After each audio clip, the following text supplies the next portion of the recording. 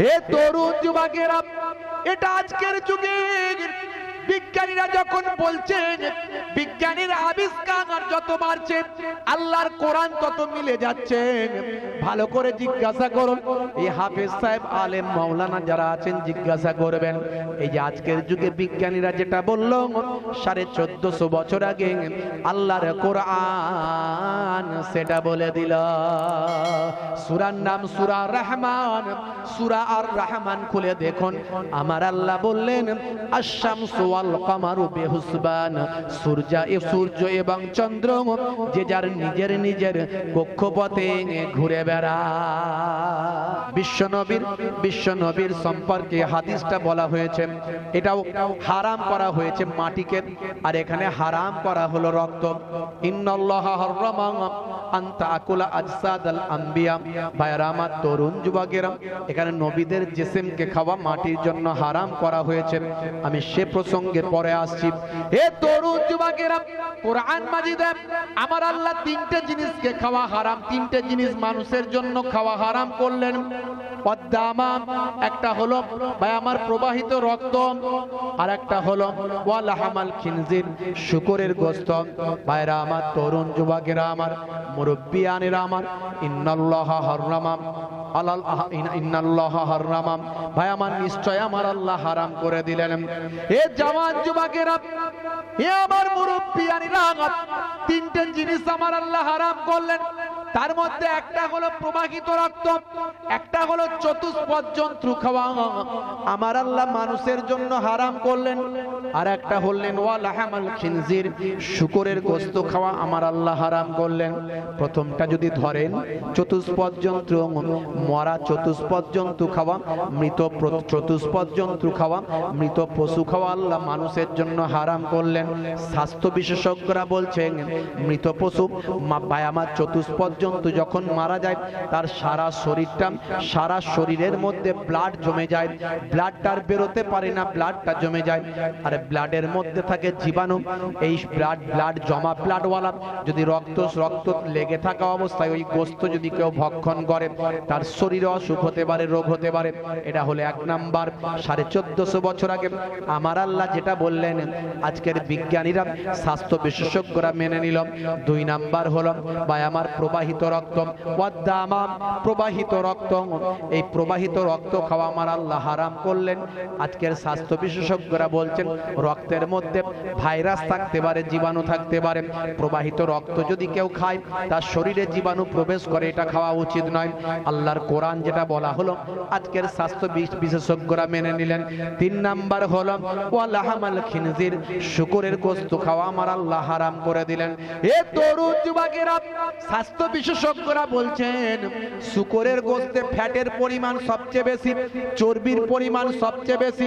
শুকরের গোশত যদি মানুষ বেশি বেশি ভক্ষণ করে, অল্প দিনের মধ্যে তার কার্ডিও সমস্যা দেখা দেবে, অর্থাৎ হার্টের সমস্যা দেখা দেবে। হে তরুণ যুবকেরা, আরো শুধু তাই নয়, শুকরের গোশত খেলে মানুষের একটা অভ্যাস খারাপের দিকে চলে যাবে। কারণ শুকরের অ্যাটিটিউড, চিন্তা ভাবনা, শুকরের বাবা ধ্যান ধারণা আলাদা। কারণ শুকর সব সময় নোংরা জায়গায় থাকতে পছন্দ করে। পৃথিবীর বুকে এমন একটা পশু, এমন একটা জীব, যে তার স্ত্রীর সঙ্গে যখন ভাই আমার স্ত্রীর সঙ্গে যখন ভাই আমার দোস্ত আমার স্ত্রীর সঙ্গে যখন মিলিত হয়, তখন আরো কতগুলো পুরুষ শুকরকে নিয়ে একত্রিত হয়। এটা পৃথিবীর মধ্যে এক্সেপশন, একটাই মাত্র ব্যতিক্রমী পশু আছে বাবা। শুকরের মাংস যারা, গোশত যারা খেতে অভ্যস্ত হবে, তাদের অ্যাটিটিউডটা সেই দিকে চলে যাবে। শুধু তাই নয়, শুকর সর্বদা জীবাণুর মধ্যে থাকে, নোংরা আবর্জনার মধ্যে থাকে। তাই কোনো মানুষ যদি শুকরের গোশত খেতে অভ্যস্ত হয়, তার মানসিকতাটা ওই নোংরা আবর্জনার মতো চলে যাবে, অর্থাৎ সেও নোংরা আবর্জনায় থাকতে পছন্দ করবে। কারণ স্বাস্থ্য বিশেষজ্ঞরা বলে, খাদ্য মানুষের জীবনে প্রভাব বিস্তার করে। শুধু তাই নয়, স্বাস্থ্য বিশেষজ্ঞরা বলেন, শুকর যদি কেউ ধারাবাহিক খাওয়া পছন্দ করে, স্বাস্থ্য বিশেষজ্ঞরা বলছেন তার শরীরে ছোট বড় 18টা অসুখ হতে পারে। অর্থাৎ আমার বলার উদ্দেশ্য, 1450 বছর আগে আল্লাহর কোরআন যেটা নিষেধ করলো, আজকের যুগে, গবেষণার যুগে, বিজ্ঞান আর বাস্তবতা সেগুলো প্রমাণিত হলো। আমার তরুণ যুবকেরা আমার, বিগ ব্যাং থিওরি আপনারা জানেন, big bang theory. Big bang theory কি? বিজ্ঞানীরা বলছে, আজকে বিজ্ঞান বলছে আমরা টোটাল পৃথিবীর বুকে আজকে আমরা যা গবেষণা করতে পেরেছি সেটা হলো 2%। 98% এখনো আবিষ্কার করা হয়নি। এই 2% গবেষণা আমরা করেছি বাবা। এই 2%-এ তারা বলছেন আমরা বিগ ব্যাং থিওরি আবিষ্কার করেছি। বিগ ব্যাং থিওরি কিরকম জিনিস না, মনে করুন একটা বিন্দু, তারা বলছে সব কিছু একটা বিন্দুর মধ্যে ছিল। এই বিন্দুতে যখন বিস্ফোরণ হলো, বিস্ফোরণ হওয়ার সঙ্গে সঙ্গে বন্ধুরা আমার, তরুণ যুবকেরা, সেটা ছড়িয়ে পড়ল। এই ছড়িয়ে পড়ে একটা বিশাল জায়গা অধিকার করল। অর্থাৎ চাঁদ চাঁদের জায়গায় চলে গেল, সূর্য সূর্যের জায়গায় চলে গেল, আকাশ আকাশের জায়গায় চলে গেল, পাহাড় পর্বত নদী নালা সব তার জায়গায় চলে গেল।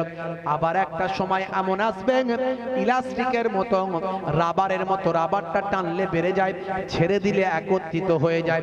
এরকম একটা সময় আসবে, তখন সব কিছু আবার সেই বিন্দুর দিকে ফিরে যাবে। এ তরুণ যুবকেরা, সূরার নাম সূরা আম্বিয়া। সূরা আম্বিয়া খুলে দেখবেন, সূরা আম্বিয়ার মধ্যে আমার আল্লাহ বলেন এই আকাশ, এই চাঁদ, জমিন, ভাই আমার এই জমিন এবং আসমান সব একত্রিত ছিল। আমি আল্লাহ সবাইকে তাদের মধ্যে থেকে পার্থক্য করে যে যার জায়গায় পাঠিয়ে দিয়েছি। ভাই আমার, সূরা আম্বিয়া পড়লে আপনি বুঝতে পারবেন, বিগ ব্যাং থিওরির সঙ্গে আপনার মিলে যাবে। হে তরুণ যুবকেরা, হে আমার মুরব্বিয়ানেরা, আরো যদি উদাহরণ চান আরো উদাহরণ দেওয়া যাবে। মনে রাখবেন বাবা, পৃথিবীর বুকে একটা সমুদ্র আছে, যে সমুদ্রের দুটো পানি একসঙ্গে মিলিত হয়েছে। দুই ধরনের পানি একসঙ্গে মিলিত হয়েছে, দুটো পানি কিন্তু আলাদা আলাদা। তারা মিলে যাওয়ার পরেও তাদের পানি কিন্তু ফেড হয় না, পানি কিন্তু কালার চেঞ্জ হয় না। এ তরুণ যুবকেরা, এটা 1942 সালে মিস্টার জ্যাকভি কোস্টা, তিনি কোস্টা থিওরির মাধ্যমে আবিষ্কার করেছেন, সমুদ্র সম্পর্কে ডিসকাস করেছেন। তিনি একজন মেরিন বিজ্ঞানী, সামুদ্রিক বিজ্ঞানী বাবা। কিন্তু তিনি যেটা 1942 সালে আবিষ্কার করলেন, সেটা ভাই আমার 1450 বছর আগে আমার আল্লাহ কোরআনে অবতীর্ণ করলেন। সূরার নাম হলো সূরা রহমান। সূরা রহমানের মধ্যে আমার আল্লাহ বলছেন, মারাজাল বাহরাইনি ইয়ালতাকিয়ান, বহমান দুই সমুদ্র তারা মিলিত হয়েছে। বহমান দুই সমুদ্র মিলিত হয়েছে।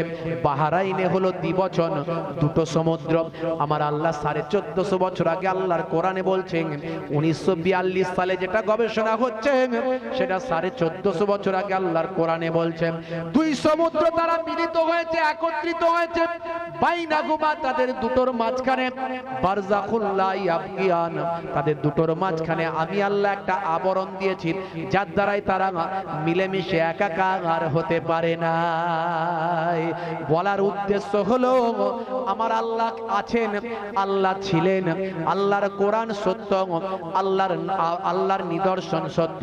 নিদর্শন দেখে আল্লাহকে চেনা যায়। আজকে যেটা বিজ্ঞানের গবেষণায় উঠে আসে, সেটা 1450 বছর আগে আল্লাহর কোরআনে প্রমাণিত হয়।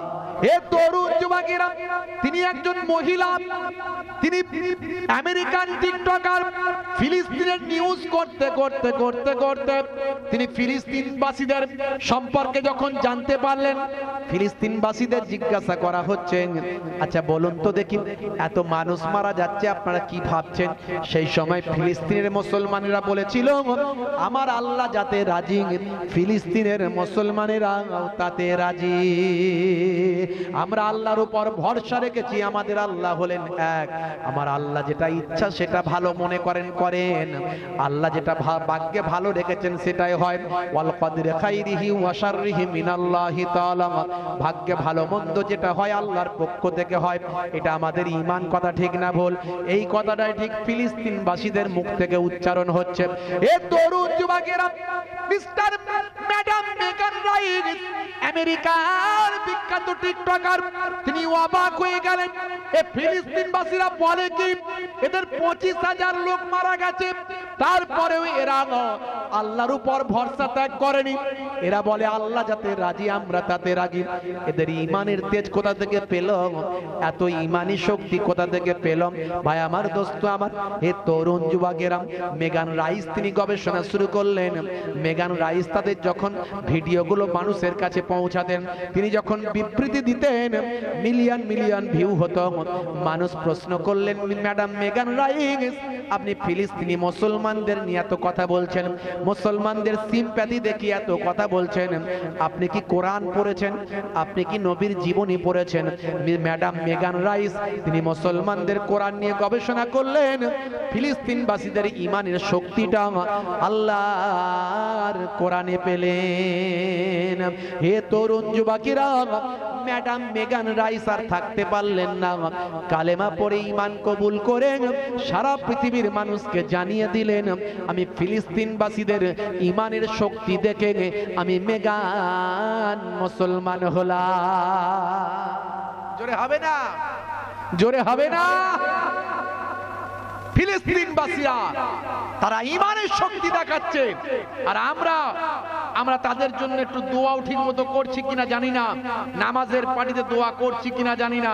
বন্ধুরা আমার, তরুণ যুবকেরা আমার, মুরব্বিয়ানেরা আমার, শুনে রেখে দেন, জেনে রেখে দেন, আপনার দায়িত্ব ফিলিস্তিনবাসীদের জন্য একটু দোয়া করা নামাজের পাটিতে, তাদের জন্য একটু আল্লাহর কাছে দোয়া চাওয়া।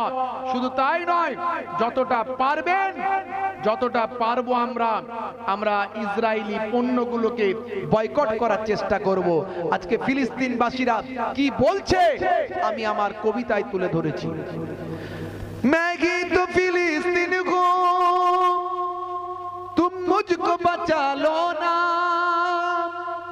जालिम जुल्म करे रखते थे बये बन्ना, मस्जिदे अक्सा तो सुदू तो अमरना, किबला तो मुसलमानेर तबे अकला केनो আমরা, জালিম ইসরাইল বোমা ঘরে ফেলে, ফুলের মতো শিশু পিতার কোলে মরে, মোদের মা বেটিকে 75 বছর ধরে ইজ্জত তাদের লুটে, জালিম যখন চাইবে উঠনা भी तुम्हें होगा, जगना भी तुम्हें होगा, रुकना भी तुम्हें होगा, लड़ना भी तुम्हें होगा। जोरे হবে না? আর জোরে হবে না?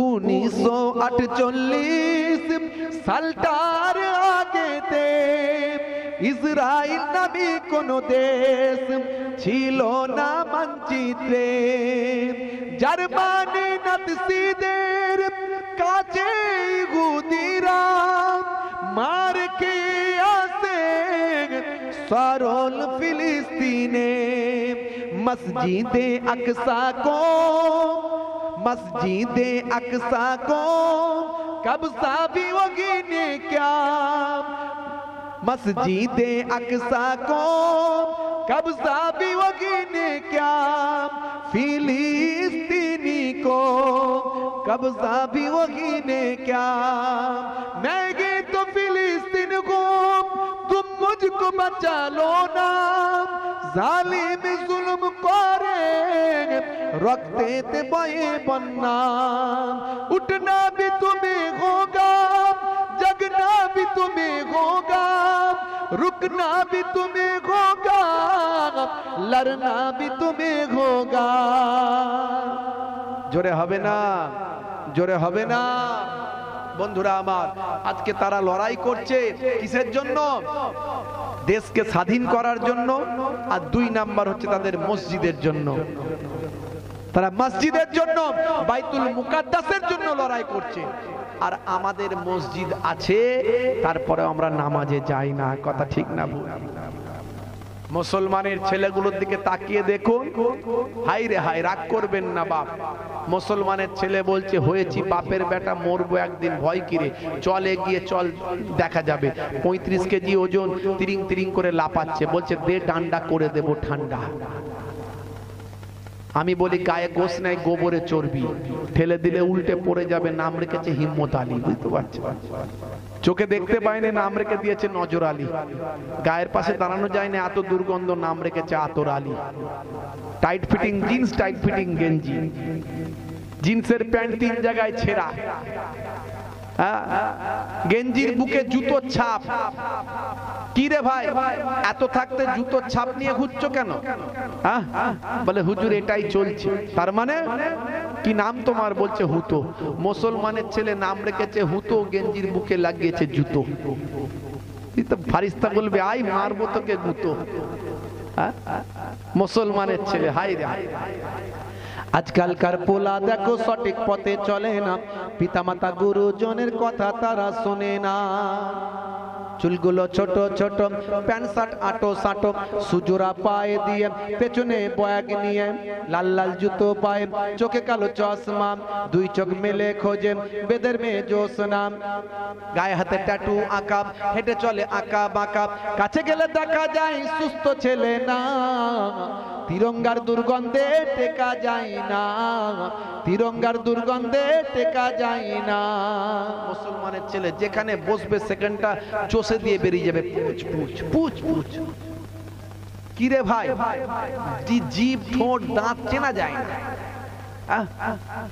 ওদেরকে বড় করে হাঁ করতে বলবেন, হাঁ করতে পারবে না, লাগাম ছিঁড়ে যাবে, ছিঁড়ে যাবে। হুজুর তাকবীর দেবে না, বড় করে হাঁ করতে পারবে। ভাত দেখবেন ছোট ছোট করে খাবে, আর সব সময় কি রে ভাই। আমি এর আগেও বলেছিলাম কিনা আপনারা শুনেছেন কিনা জানি না, একদিন জলসাই থেকে সেই স্টেজে উঠছি, আর আমি চেবাতে চেবাতে কমিটির একটা ছেলে আসছে, আমি সর্বনাশ করেছে। ও তো আমার গায়ে মনে হচ্ছে দেবে শেষ করে মনে হচ্ছে, আমি সামলে সুমলে আছি দূর থেকে, আর ও আসছে ফেলতে ফেলতে আসছে, বুঝতে পারছেন। শেষে আমি মনে মনে করছি সর্বনাশ কিছু গন্ডগোল পাকিয়ে দেয়। কানের কাছে এসে বলছে হুজুর হুজুর একটু একটু দুয়া করবেন। যেই বলেছে দুয়া করে মুক্তি, সর্বনাশ। বাধ্য হয়ে আমাকে বকতেই হলো, কারণ আমি এমনি সহ্য হয় না, বুঝতে পারছেন। এই যে নেশা, মুসলমানের ছেলেরা নেশা থেকে দূরে থাকুন। নেশা 1450 বছর আগে নবী বলেছেন নেশা করো না, কুল্লু মুস্কিরিন হারাম, প্রত্যেক নেশা হলো হারাম। আজকের স্বাস্থ্য বিশেষজ্ঞরা বলছে নেশা করা স্বাস্থ্যের জন্য ক্ষতিকর, সেটা মদেরই হোক, বিড়িরই হোক, তারেরই হোক, আর তিরঙ্গা গুটকারি হোক। যত রকমের নেশা করবেন স্বাস্থ্যের জন্য, শরীরের জন্য ক্ষতিকর। তোমার আয়ু কমে যাবে, লংজিভিটি কমে যাবে। হায়াত মওতের মালিক আল্লাহ, কিন্তু বিজ্ঞান বলে যে তুমি এইভাবে চলো তোমার লংজিভিটি বাড়বে, আবার এইভাবে চললে লংজিভিটি কমে যাবে। মদ খেলে কি হবে, কি লাভ হবে মদ খেলে? বন্ধুরা আমার, মদ খেলে ঘরে চোর পড়বে না। তা চোর পড়ার আগে রাত দিন তো জেগেই থাকবে মদ খেলে, তা চোর পড়বে কি করে? আরেকটা লাভ হবে, কুকুর কাছে আসবে না। অল্প দিনে হাতে লাঠি ধরবে, লাঠি দেখলে কুকুর আসবে নাকি? কুকুর আসবে না। আর বুড়ো হবে না, বুড়ো হওয়ার আগে পটলডাঙ্গায় চলে যাবে। আর সিগারেট বিড়ি যারা খায় এদের হাঁপানি রোগ হয়ে যাবে, দেখবেন শুধু কাশবে, শুধু কাশবে। এদের লাংস কালো হয়ে যাবে, ফুসফুস কালো হয়ে যাবে। আর যারা তিরঙ্গা গুটকা খাবে এদের নার্ভ দেখবেন আস্তে আস্তে এমন একটা জায়গায় চলে যাবে, নার্ভ কমজোর হয়ে যাবে, সবসময় হাত পা কাঁপবে থরথর করে, আর ভয় পাবে সবকিছুতেই ভয় পাবে। মানসিক রোগ হয়ে যাবে, সেক্সুয়াল সমস্যা হয়ে যাবে। এই তিরঙ্গা গুটকা খাওয়া ছাড়ো মুসলমানের ছেলেরা। নামাজের টাইম হলে নামাজ বাদ দিয়ে বিকাল বেলা এরা তাস খেলে। দেখবেন আজকেও রাস্তা দিয়ে যখন আসছিলাম দেখছি গোল হয়ে সব মুসলিম পাড়ায় রাস্তার ধারে একসঙ্গে 15 জন 20 জন 30 জন মিলে কি করছে, ও দেখলেই বোঝা যায় যে তাস খেলছে ওরা। মুয়াজ্জিন আজান দিচ্ছে হাইয়া আলাস সালাত, মুসলমানের ছেলে বলছে তাড়াতাড়ি তাস খেলবো, পালা, তাড়াতাড়ি চাল পালা। হে তরুণ যুবকেরা, হে আমার বন্ধুরা, শুনে রেখে দিন বাবা, জেনে রেখে যান হে মুসলমান, আল্লাহর নেক বান্দা হয়ে যান বাবা, নামাজি হয়ে যান বাবা, পরহেজগার হয়ে যান বাবা। ফিলিস্তিনের মানুষগুলো তাদের বাইতুল মুকাদ্দাসের জন্য লড়াই করছে, তারা নামাজের জন্য লড়াই করছে। আর আমাদের দেশে এখনো মসজিদ আছে, এখনো আজান হয়, তারপরে আমরা নামাজে যাই না, তারপরে আমরা মসজিদে যাই না। ভালো করে তাকিয়ে দেখুন বাবা, এই ইউপির দিকে ভালো করে খবর নিন, মসজিদে আজান অনেক জায়গায় বন্ধ হয়ে গেছে, অনেক জায়গায় আজান বন্ধ হয়ে গেছে। আর বন্ধ তো হবেই, আমি আপনি নামাজে যাই না, আমার আল্লাহ নারাজ হয়ে যাচ্ছে। মসজিদগুলোতে আজান বন্ধ হয়ে যাচ্ছে, মসজিদগুলো বেদখল হয়ে যাচ্ছে। আজকে মসজিদ অন্য জনেরা নিয়ে নিচ্ছে, তার কারণ হলো মুসলমানের ছেলেরা মসজিদে নামাজ পড়তে যায় না। এ তরুণ যুবকেরা, হে আমার বন্ধুরা, শুনে রেখে দিন বাবা, জেনে রেখে দেন হে মুসলমান, নামাজ ছেড়ে দেবেন না বাবা। বাইতুল মুকাদ্দাস তৈরি করেছিলেন কে? যিনি তৈরি করেছিলেন তিনি কে বাবা? মনে রাখবেন, পৃথিবীর বুকে দুটো মসজিদ প্রথম ফারিস্তারা তৈরি করেছিল। একটা মসজিদ হলো মসজিদুল হারাম, সেটা হলো কাবা ঘর, যে কাবা ঘরে পর্যন্ত 10 বার ভাঙা করা হয়েছে বাবা। হে তরুণ যুবকেরা, কাবা ঘর তৈরির পরে পৃথিবীর জমিনে আর একটা ঘর আল্লাহ তৈরি করালেন, সেই ঘরটার নাম হলো মসজিদুল আকসা। কোরআন মাজিদে আমার আল্লাহ জানিয়ে দিলেন, সুবহানাল্লাযী আসরা বিআবদিহি লাইলাম মিনাল মসজিদিল হারাম ইলাল মসজিদিল আকসা। এ তরুণ যুবকেরা, এ আমার বন্ধুরা, সেই মসজিদুল আকসা আমার আল্লাহ হযরতে নবী সুলাইমান আলাইহিস সালামকে দিয়ে তৈরি করেছিলেন। আপনারা জানেন সুলাইমান নবী জিনেদের উপর বাদশাহী করতেন, আর সুলাইমান নবীর হাতের আঙ্গুলে একটা আংটি ছিল, জানেন তো নাকি? বলবো একটুখানি, একটু বলবো, কষ্ট হচ্ছে। কারা কারা চান না হাত তুলে দেখান তো দেখি। এতজন চাই না, সর্বনাশ করেছি। ভুল বসত না ঠিক বসত? সত্যি সত্যি চাই না নাকি? সত্যি বলছেন চাই না? হবে, বলবো একটু বলবো। হে তরুণ যুবকেরা, হে আমার বন্ধুরা, শুনে রেখে দিন বাবা, হযরতে নবী সুলাইমান আলাইহিস সালাম, আপনারা জানেন নবী সুলাইমান আলাইহিস সালাম ছোট্টবেলা থেকে ভীষণ মেধা সম্পন্ন একজন পয়গম্বর। ছোট্টবেলা থেকে আল্লাহ তাকে পয়গম্বরি দান করবেন, তার জন্য একেবারে মেধা সম্পন্ন ব্যক্তিত্ব দিয়েছিলেন। ছোট্টবেলা থেকে ভীষণ একজন বুদ্ধিমান বালক তিনি ছিলেন। হে তরুণ যুবকেরা, হে আমার মুরব্বিয়ানেরা, শুনে রেখে দিন বাবা, তিনি হলেন হযরতে দাউদ নবীর কনিষ্ঠ সন্তান। বন্ধুরা আমার, তরুণ যুবকেরা, আজকে যে বাইতুল মুকাদ্দাস নিয়ে লড়াই, সে বাইতুল মুকাদ্দাস হযরতে নবী নূহ নবীর জামানাতে বিরাট প্লাবন হয়েছিল, বন্যা হয়েছিল। সেই বন্যায় বাইতুল মুকাদ্দাস ভেঙে যাওয়ার পরে হযরতে নবী সুলাইমান আলাইহিস সালাম তিনি আবার জিনেদেরকে নিয়ে তৈরি করেছিলেন। বন্ধুরা আমার, তরুণ যুবকেরা আমার, এই বাইতুল মুকাদ্দাসকে ঘিরে, জেরুজালেমকে ঘিরে তিনটে ধর্মের ধর্মস্থানে পরিণত হয়েছে। আপনারা জানেন ঈসা নবীর যারা ভক্ত, যারা ভাই আমার যারা ঈসা নবীর ভক্ত যারা বলেন, যারা আজকের যুগের নাসারা যারা, তারা বলে ওটা আমাদের ধর্মস্থান। কারণ মা মেরির, তারা বলেন মা মারিয়াম আলাইহিস সালামের ভাই আমার ঘর ওখানে আছে, ঈসা নবীর জন্মের ঘর ওখানে আছে, তারা বলেন। হে তরুণ যুবকেরা, হে আমার বন্ধুরা, ইহুদিরা যারা দাবি করে ইহুদি, তারা বলে, তারা কি বলে? তারা বলে ওখানে আমাদের ওয়েলিং ওয়াল যেটা আছে, কান্নার দেওয়াল ওখানে আছে। শুধু তাই নয়, ওখানেই তো আছে সুলাইমান নবীর তৈরি করা, হাতে তৈরি করা ওই ভাই আমার দোস্ত আমার ওই মসজিদ, যেটাকে তারা তাদের টেম্পল বলে। সুলাইমান নবীকে তারা তাদের পয়গম্বর বলে, তারা তাদের ধর্মগুরু বলে। আমরা বলি সুলাইমান, তারা বলে সুলাইমান। সুলাইমান নবীর আব্বাকে আমরা বলি দাউদ, তারা বলে ডেভিড। ডেভিড, মনে রাখবেন হযরতে আদম আলাইহিস সালামকে আমরা বলি আদম, তারা বলে অ্যাডাম। আমরা মা হাওয়া আলাইহিস সালামকে আমরা বলি হাওয়া, তারা বলে ঈদ। হযরতে ভাই আমার দোস্ত আমার ঈসা নবীকে আমরা বলি ঈসা, তারা বলে যিশু। হযরতে মুসা নবীকে আমরা বলি মুসা, তারা বলে মোজেস। এই তরুণ যুবকেরা নামগুলো শুধু চেঞ্জ হয়েছে। এই জন্য মনে রাখবেন পৃথিবীর প্রথম ধর্ম যদি বলা হয়, পৃথিবীর প্রথম ধর্ম ছিল ইসলাম। অনেকে মনে করে 1450 বছর আগে ইসলাম এসেছে, না, এটা ভুল ধারণা। 1450 বছর আগে আল্লাহর নবীর হাত ধরে ইসলাম ধর্ম কমপ্লিট হয়েছে। বিদায় হজের সময় আমার আল্লাহ কোরআন মাজিদের এই আয়াতটা নাযিল করেছিলেন। আমার আল্লাহ জানিয়ে দিয়েছিলেন আল ইয়াউমা আকমালতু লাকুম দীনাকুম ওয়া আতমামতু আলাইকুম নি'মাতি ওয়া রাদিতু লাকুমুল ইসলাম দীনান। এ তরুণ যুবকেরা, আল ইয়াউমা আজকের দিনে আকমালতু লাকুম দীনাকুম, আমি কমপ্লিট করলাম দিন, ওয়া আতমামতু আলাইকুম নি'মাতি, আমি নিয়ামতকে আমার নিয়ামতকে পরিপূর্ণ করলাম, ওয়া রাদিতু লাকুমুল ইসলাম দীনান, আর ইসলামকে তোমাদের জন্য দিন হিসাবে মনোনীত করলাম। এটা বিদায় হজের সময় আমাদের নবীর হাত ধরে ইসলাম কমপ্লিট হয়েছে। যারা মনে করে ইসলাম নাকি আমাদের নবীর হাত দিয়ে জন্ম হয়েছে, না না, তারা জানে না ইসলাম ধর্মটা আমাদের নবীর হাতে কমপ্লিট হয়েছে।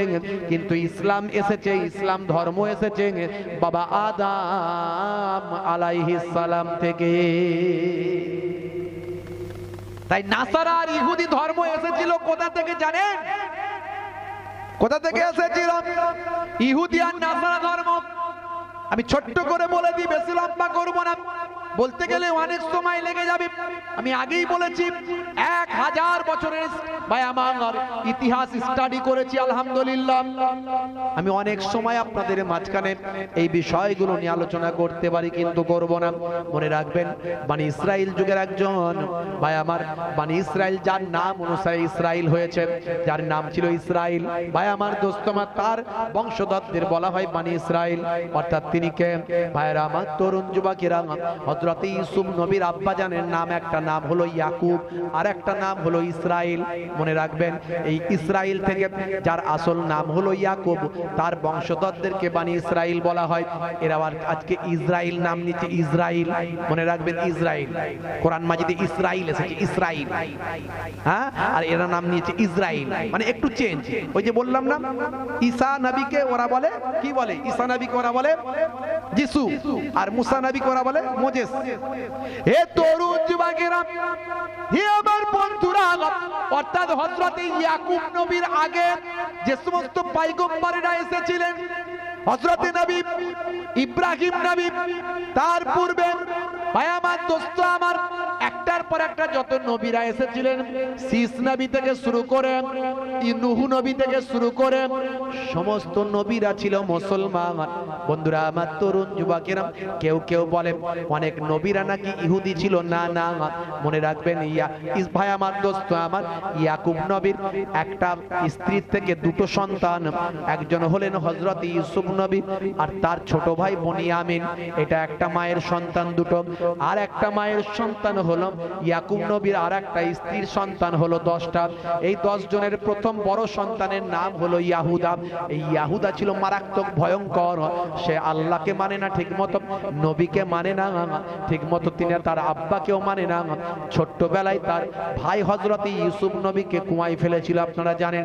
আল্লাহর উপর তার ভরসা ছিল না, বিশ্বাস ছিল না। বাবা হে তরুণ যুবকেরা, এই যে নাফরমানি সে করেছিল, নবী হত্যা করার চেষ্টা করেছিল, ছোট্টবেলায় নিজের ভাইকে কুয়ায় ফেলেছিল, এই ইয়াহুদার বংশধরদের ইহুদি বলেন। আজকের যারা ইহুদি দেখেন, এরা সব ইয়াহুদার বংশধর। যারা বলে অনেক নবী নাকি ইহুদি ছিল, তারা জানে না, কারণ ইয়াহুদার বংশধরদের মধ্যে থেকে কোন নবী আল্লাহ পাঠান না, সব নবীরা মুসলমান।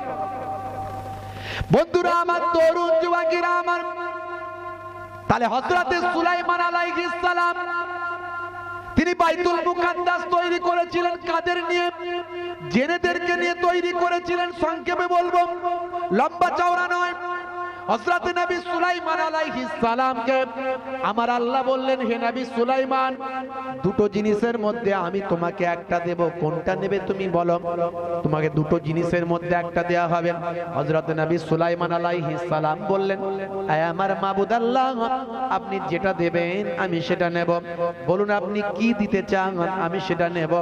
এমন সময় আমার আল্লাহ বললেন, ও নবী সুলাইমান, দুটোর মধ্যে কোনটা পছন্দ করো দেখে তো।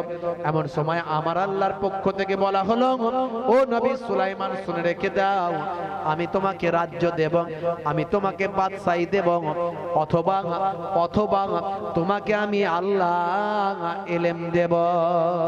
বলো তুমি এই দুটোর মধ্যে কোনটা নেবে? এমন সময় হযরত নবী সুলাইমান আলাইহিস সালাম চিন্তা করলেন, যদি আমি রাজ্য নিই, লোকে আমাকে রাজা মশাই বলবে, বাদশা বলবে, আমার কথায় উঠবে আর বসবে। আর যদি আমি বিদ্যা না জানি, ইলম না জানি, তাহলে আমার আল্লাহকে আমি চিনতে পারবো না। জোরে হবে না? জোরে হবে না? তোমার বুকে রাখো আল্লাহরই ভয়, আসবে না কোনো দিন কোনো পরাজয়, আসবে না কোনো দিন কোনো পরাজয়। হারাম হালাল জেনে, সরল সত্য মেনে, নিষিদ্ধ সব ছেড়ে উঠুক জীবন বেড়ে, যাবে তুমি জান্নাতে, যা ছিল স্বপ্ন তোমার। তোমার বুকে রাখো আল্লাহরই ভয়, আসবে না কোনো দিন কোনো পরাজয়, আসবে না কোনো দিন কোনো পরাজয়। জোরে হবে না? জোরে হবে না? বন্ধুরা আমার, তরুণ যুবকেরা আমার, হযরত নবী সুলাইমান আলাইহিস সালামের কথা শুনে আমার আল্লাহ রাজি হয়ে গেলেন, খুশি হয়ে গেলেন। সেই সময় বলেছিলেন, ও নবী সুলাইমান, যাও, তোমার আনসারে আমি আল্লাহ খুশি হলাম, তোমাকে আমি দুটো জিনিসই দান করে দিলাম, তোমাকে আমি রাজ্যও দিলাম, তোমাকে আমি বিদ্যাও দিলাম, এমন রাজ্য দিলাম, এমন বাদশাহী দিলাম, তুমি একটা তাখতের উপর তোমার সৈন্যদের নিয়ে বসবে, তোমার সৈন্য সামন্ত সকলকে নিয়ে বসবে, বসে তুমি বাতাসকে বলবে, হে বাতাস উড়িয়ে নিয়ে চলো। আমি আল্লাহর হুকুমে তোমার কথা শুনে বাতাস তোমার হাজার হাজার সৈন্যদের নিয়ে এক জায়গা থেকে অন্য জায়গায় উড়ে যাবে।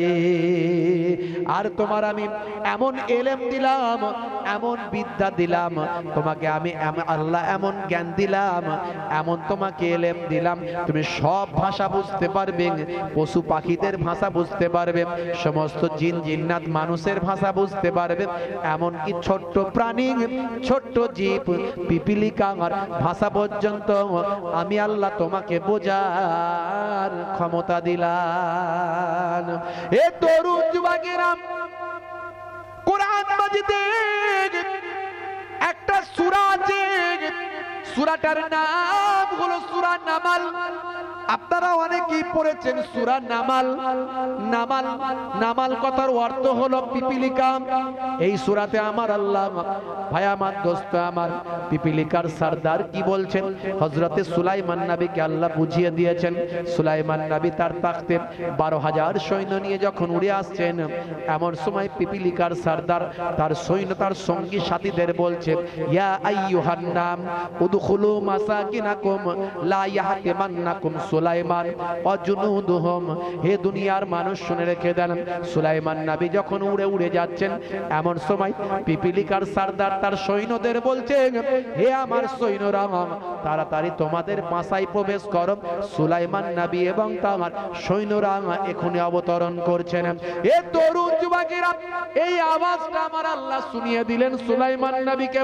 কোরআন মাজিদে আমাদের নবীকে আল্লাহ জানিয়ে দিয়েছেন, অর্থাৎ পিপিলিকার ভাষাও সুলাইমান নবী বুঝতে পারতেন। ছোট্টবেলা থেকে সুলাইমান নবীকে আল্লাহ এত মেধা দিয়েছেন, জ্ঞান দিয়েছেন। বন্ধুরা আমার, তরুণ যুবকেরা শুনে রেখে দেন, জেনে রেখে দেন, একদিন একটা বুড়িমা মন খারাপ করে রাস্তা দিয়ে যাচ্ছে। সুলাইমান নবী বাচ্চা বয়স, ছোট বয়স। সুলাইমান নবীর আব্বা জান দাউদ নবী, তিনিও পয়গম্বর।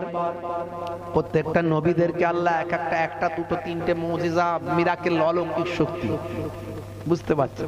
দাউদ নবী পৃথিবীর প্রথম, ভাই আমার, দোস্ত আমার, হাদ্দাদ, হাদ্দাদ বলা হতো, পৃথিবীর প্রথম হাদ্দাদ, যিনি আপনার লোহায় হাত দিলে লোহা অটোমেটিক নরম হয়ে যেত।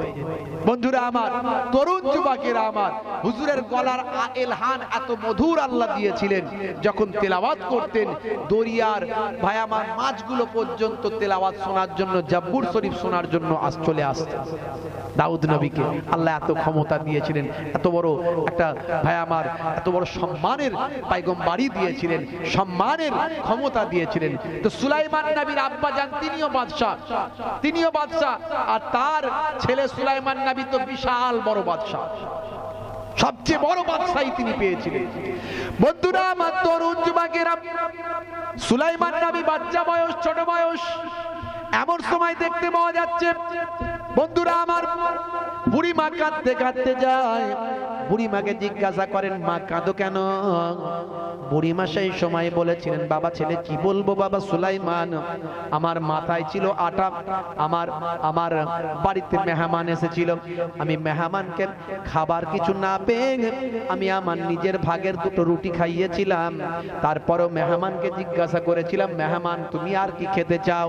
সেই সময় মেহমান বলেছিল, হ্যাঁ আমাকে আরো ভোগ লেগেছে, ক্ষুধা লেগেছে, আরো খেতে চাই। সেই সময় আমি কি করব, আমার বাড়িতে যেটুকু গম ছিল সেই গমটাকে আমি বাজারে ভাঙালাম, ভাঙিয়ে মাথায় করে নিয়ে যাচ্ছি, বাড়িতে গিয়ে তাকে আরেকটু খাবার ব্যবস্থা করে দেব।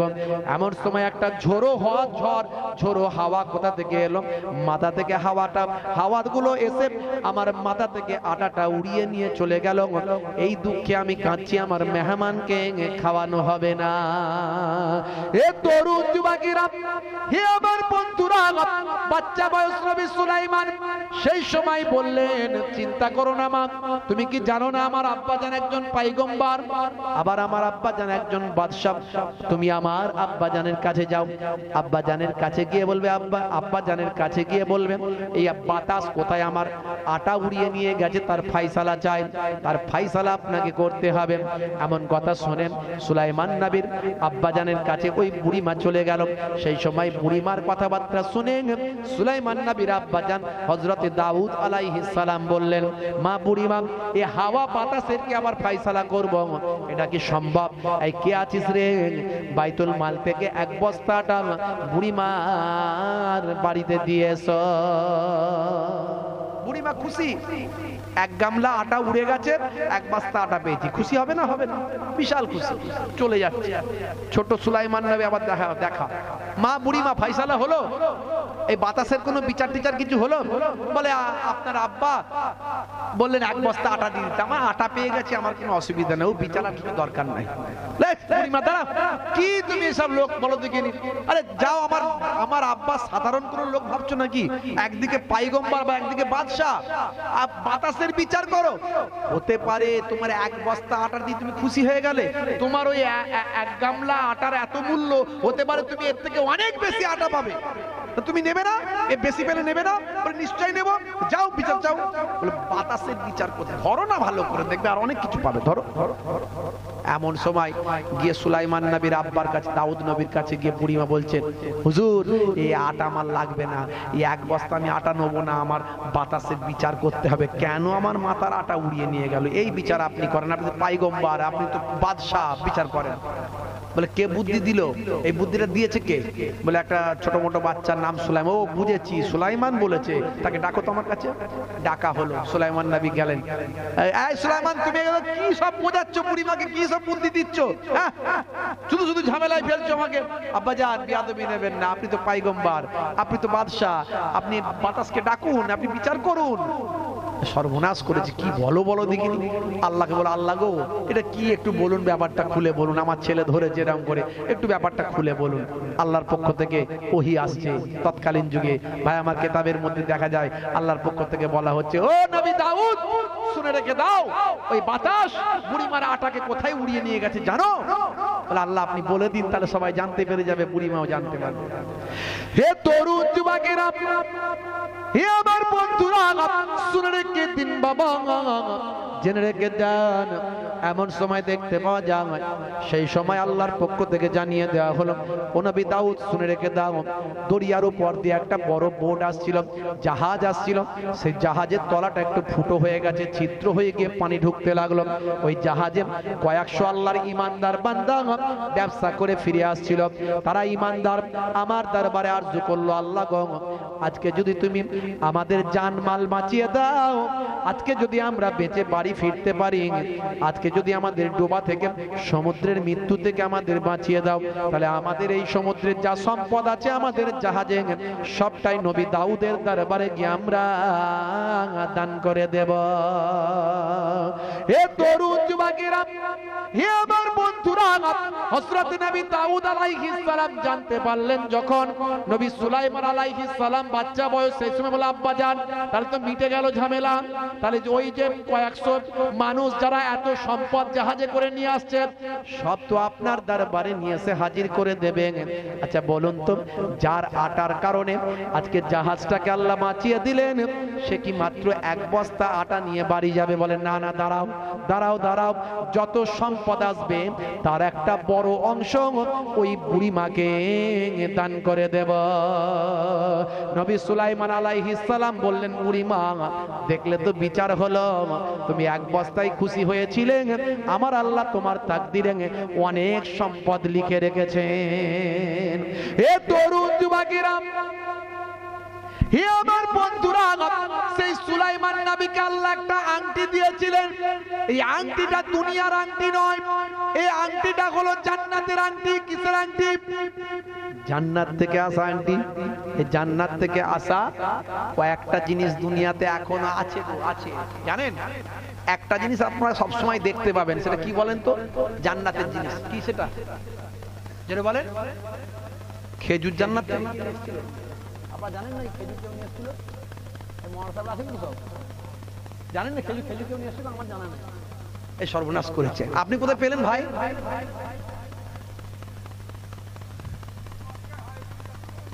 খেজুর জান্নাত থেকে এসেছিল? কত শুনবো আমি। জান্নাত থেকে একটা পাথর এসেছিল, পাথর। হযরত আদম নবী জান্নাত থেকে পাথরটা নিয়ে এসেছিলেন। এই পাথরটার নাম কি বাবা? আজকে বলে হাজারে আসওয়াদ, আগে ছিল ওটা হাজারে আবিয়াজ, সাদা পাথর, যেটা কাবা ঘরের দেওয়ালে লাগানো আছে। দেখবেন আল্লাহ আমাকে নিয়ে গিয়েছিলেন, মাস দুয়েক আগে আমি ঘুরে এসেছি।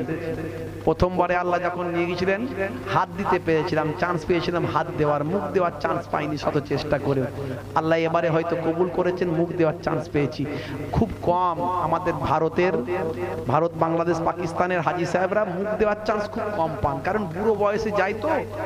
আমরা ইয়ং বয়সে গিয়ে চান্স পাচ্ছি না, রুগা পাতলা শরীর, তাদের সব চেহারা এই 6 ফুট 7 ফুট করে লম্বা, ইন্দোনেশিয়া, মালয়েশিয়া, সাউথ আফ্রিকার লোক, খালি এই মনে হয় পৌঁছে গেল, একটা গুতা এরম করে দিবে, ছিটকে পড়ে গেল। বুঝতে পারছেন? চান্স পাওয়া খুব কঠিন। তো ওই পাথর সাদা ছিল। কেতাবের মধ্যে অনেক রকম কথা এসেছে। কখনো বলা হয়েছে জালেমরা কাবা ঘর পুড়িয়ে দিয়েছিল, পুড়িয়ে দেওয়ার পরে পাথরটা কালো হয়েছে। কখনো বা বলেছিল একজন